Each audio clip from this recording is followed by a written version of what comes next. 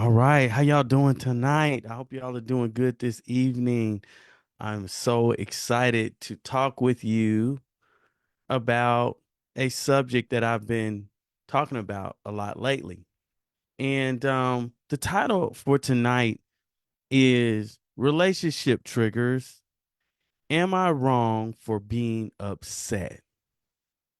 Relationship triggers. Am I wrong for being upset? Some of you all have been in some relationships where you might find yourself getting upset about some of the things that have been existing inside of that relationship, right? And some of you may even get upset with yourselves about being upset, which is not really a good thing. I mean, it's good if you're being retrospective, if you're trying to do and be the best that you can be in a way, but it's not good um if you're being upset with yourself for emoting, for having natural emotions that need to be expressed. If someone is hurting me or causing me pain, and I get distressed about that, or I'm triggered by that, it upsets me and disrupts me because you are disrespecting me. You're not honoring me. You're not treating me in a way that makes me feel confident. But then sometimes we're being told and somewhat gaslighted by others to make ourselves believe that we're wrong for having emotions or wrong for being triggered. This, what I'm going to be talking about tonight, changed the game for me in my marriage. Often, particularly with men, we don't necessarily know how to identify and understand a woman's emotional needs. And emotional needs is what we're going to be talking about tonight. And the crazy thing about it is that many times many women aren't really certain what their emotional needs are.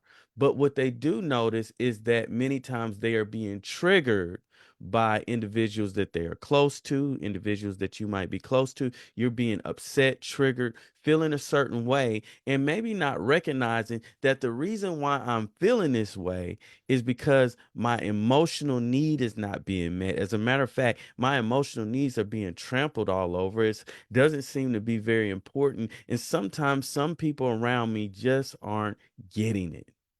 And that makes me upset. So you may guilt yourself many times for just seeming to be upset all the time, or you may be accused of nagging, or accused of just being snappy, or just never happy or never pleased. Well, the reason might be because maybe your emotional needs are not being met. And many times when our own emotional needs aren't being met, it becomes a little bit difficult to meet somebody else's.